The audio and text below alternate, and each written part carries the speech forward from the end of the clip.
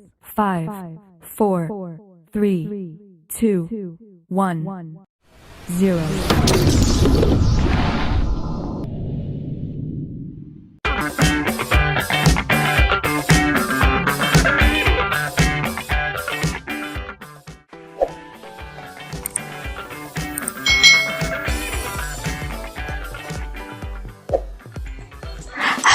Hai, selamat datang kembali di channel YouTube Kak Citra.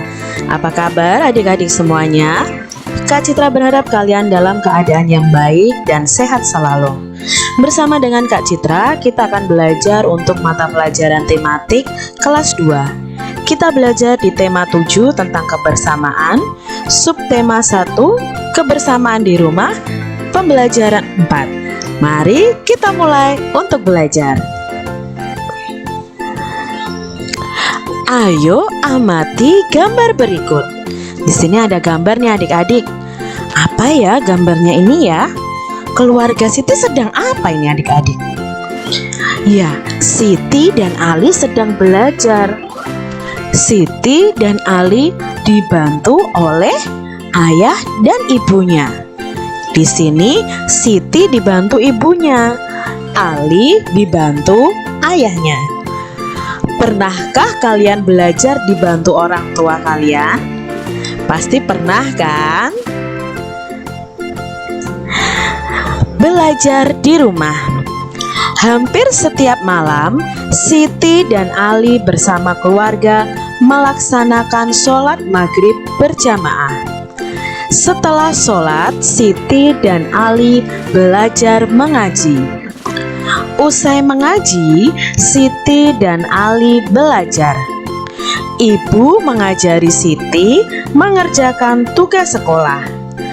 Ayah mengajari Ali mengerjakan tugas sekolah. Itu adalah kegiatan keluarga Siti. Jadi sore hari setelah sholat maghrib mereka mengaji. Setelah mengaji mereka belajar. Siti dan Ali dibantu oleh ibu dan ayahnya. Kak Citra punya pertanyaan buat adik-adik.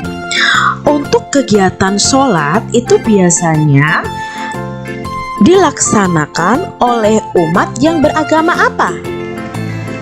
Ya, umat yang beragama Islam. Ada 6 agama atau kepercayaan yang diakui di Indonesia. Ayo, apa saja 6 agama tersebut? Ya, yang pertama Islam, Kristen, Katolik, Hindu, Buddha, dan yang terakhir adalah Konghucu. Ini adalah 6 agama dan kepercayaan yang diakui di Indonesia. Kalau kalian agamanya apa? Ya, mungkin ada yang Islam, ada yang Kristen, ada yang Katolik, Hindu, Buddha, atau Konghucu. Nah, kita akan belajar tentang agama di Indonesia, khususnya tempat ibadah, hari raya keagamaan, lalu kita belajar kitabnya juga. Perhatikan di sini adik-adik. Tempat ibadahnya. Kak Citra punya gambarnya nih. Tempat ibadah yang pertama adalah masjid. Masjid itu tempat ibadah umat agama Islam.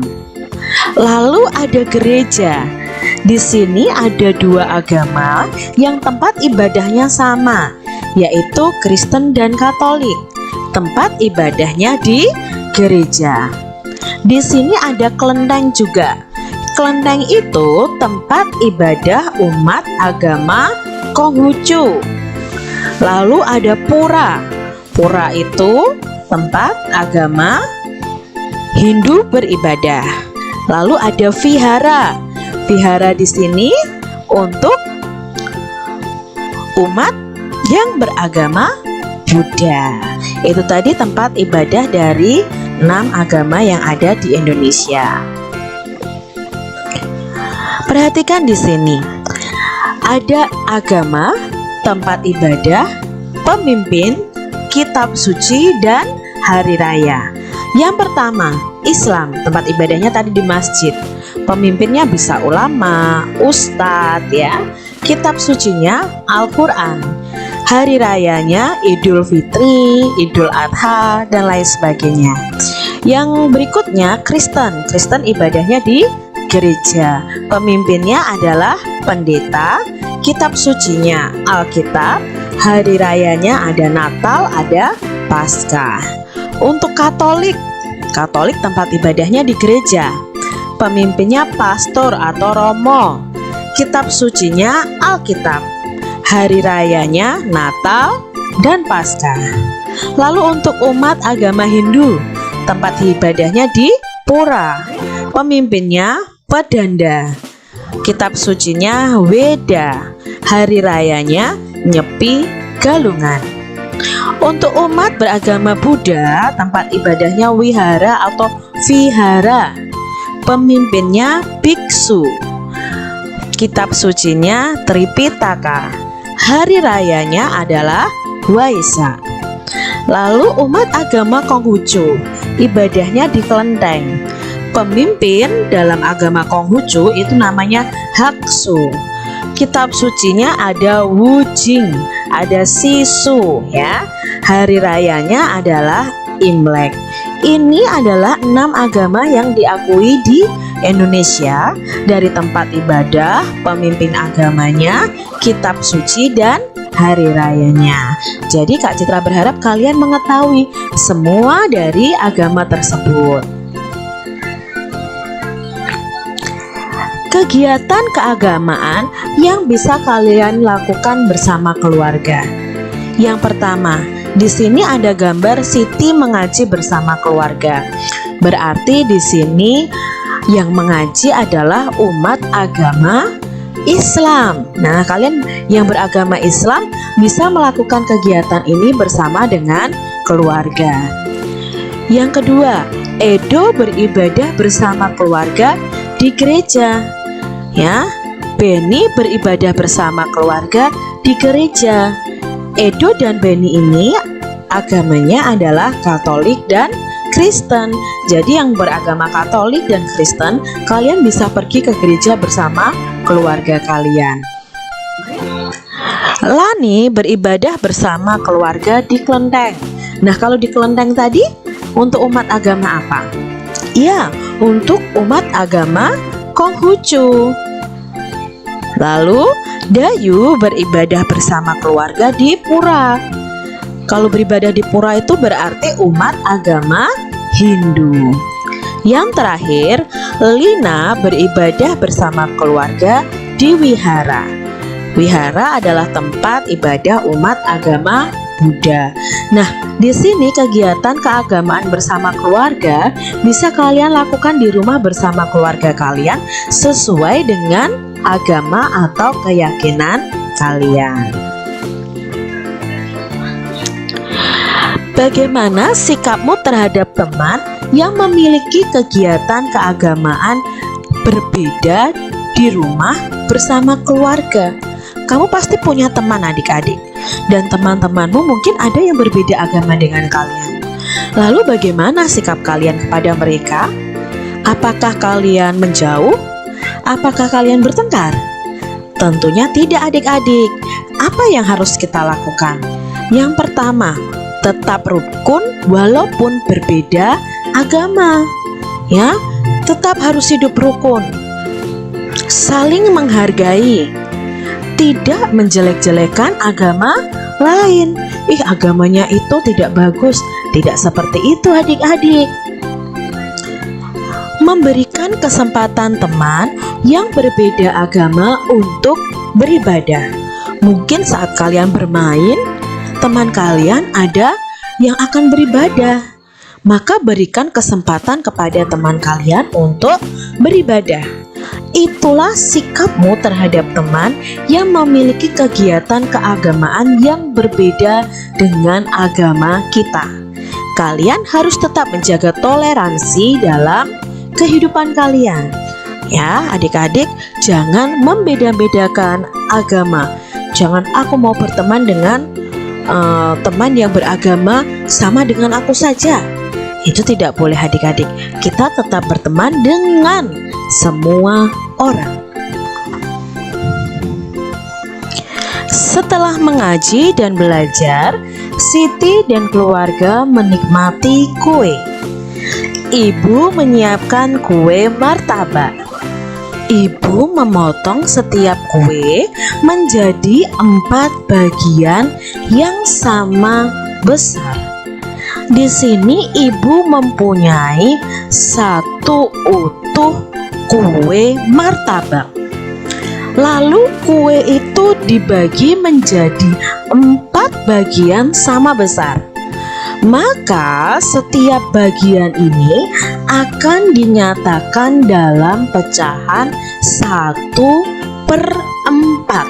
Jadi 1 bagian dari keseluruhan bagian kue martabak. Bagiannya 1, seluruh kue martabaknya yang dipotong ada 4.